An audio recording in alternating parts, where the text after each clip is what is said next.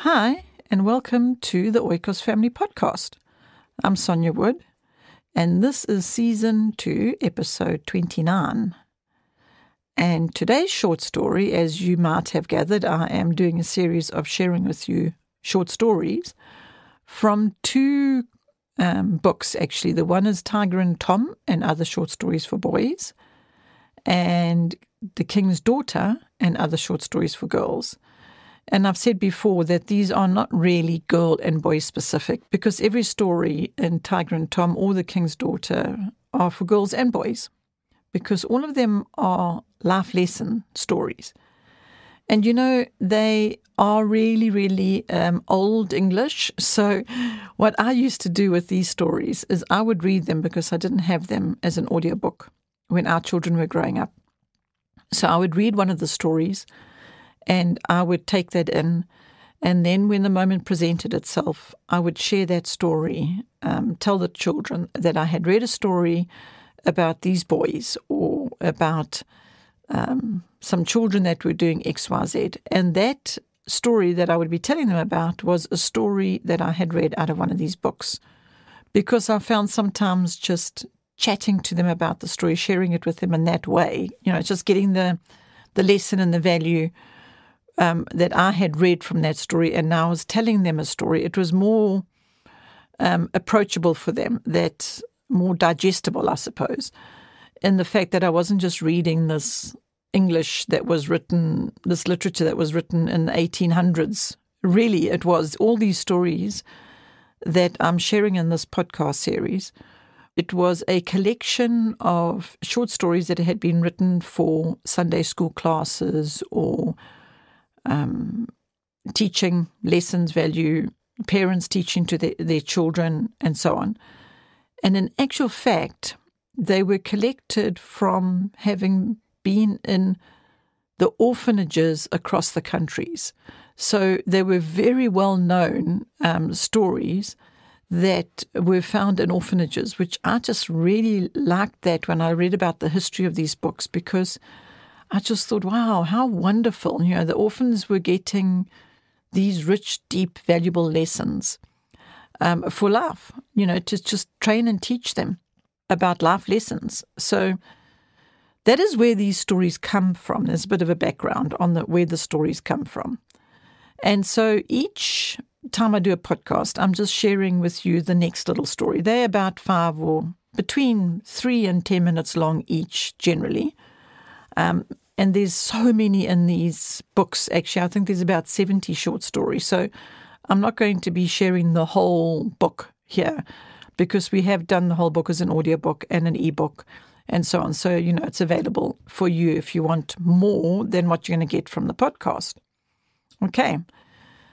But today's story, before I just leave it to play for you, I just wanted to tell you about it a little bit. It's called Company Manners. And it's actually a story about keeping the same habits at home as you do outside of the home. In this instance, developing good manners, good manner habits. So, sometimes it is so that when your children are out, they might behave a bit differently to when they are at home. And so this story is emphasizing that fact of helping your children to realize that the place to practice their good behavior, their kind behavior, their consideration of others, to practice those habits starts at home. And when they become developed at home, then when they go out, it just is who they are. It's just the habit that they have formed at home is just an extension of themselves when they go out and are with other company. And so the title of the story is called Company Manners. And as I said, these stories are really, when you're listening to them, just remember they were written in the 1800s. And actually, something else I can tell you about them is Raymond and Dorothy Moore. You might or not be familiar with Raymond and Dorothy Moore. They are pioneers of home education in the States and the world. They're well known in that regard. And they have said that these short stories, this collection of short stories in both Tiger and Tom and The King's Daughter, are just the most amazing stories that they can highly suggest and recommend, although they both are not with us anymore.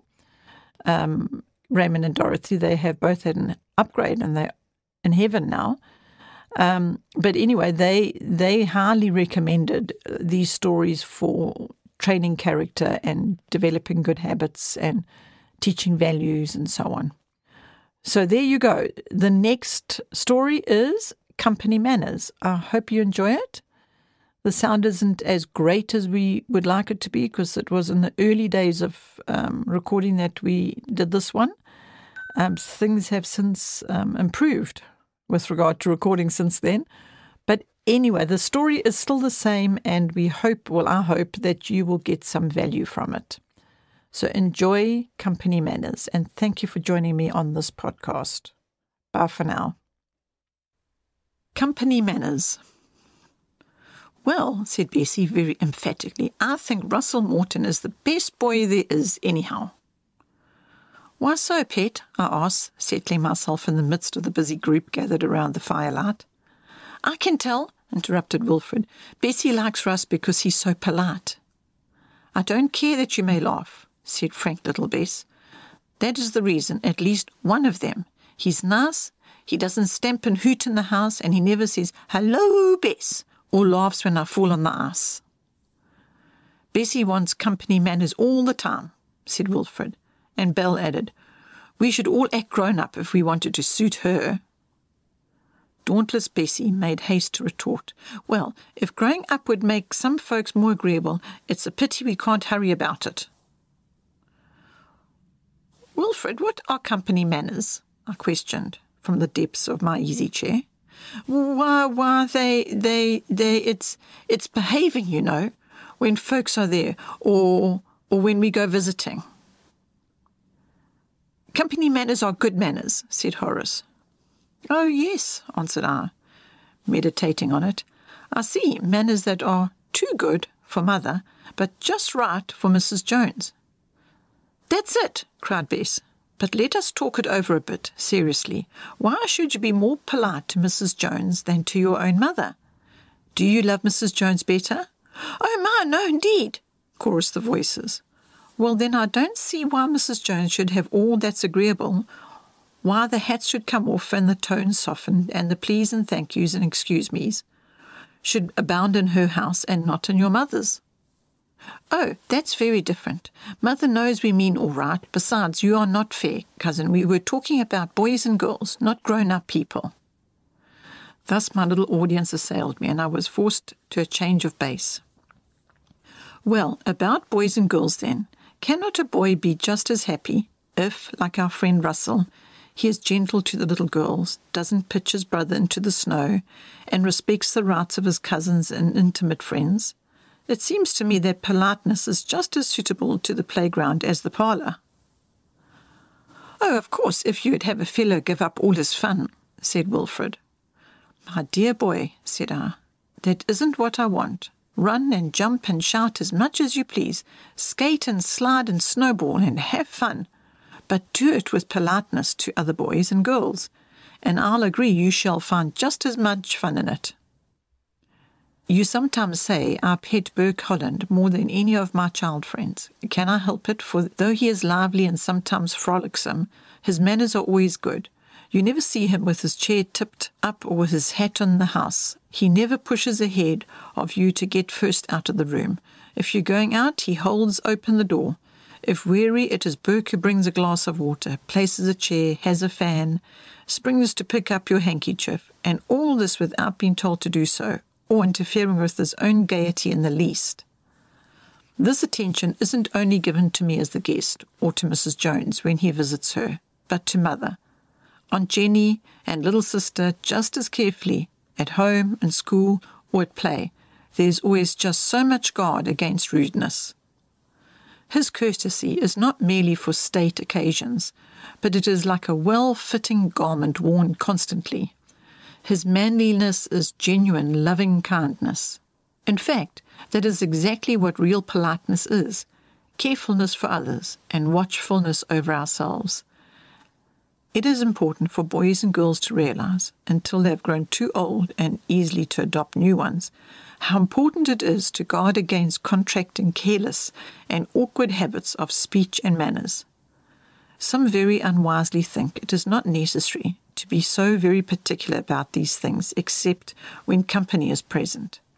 But this is a grave mistake, for coarseness will betray itself in spite of the most watchful care.